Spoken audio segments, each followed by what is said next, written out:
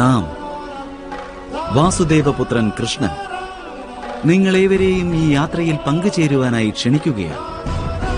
ജീവിതത്തിന്റെ മർമ്മം മനസ്സിലാക്കുവിൻ, മനുഷ്യന്റെ ധർമ്മം മനസ്സിലാക്കുവിൻ, ചെളിയിൽ നിന്നും ഉയർത്തെഴുന്നേറ്റ് കമലമാകുവാനുള്ള കർമ്മം മനസ്സിലാക്കുവിൻ. നമ്മുടെ ഈ യാത്രയുടെ പേരാണ് മഹാഭാരതം.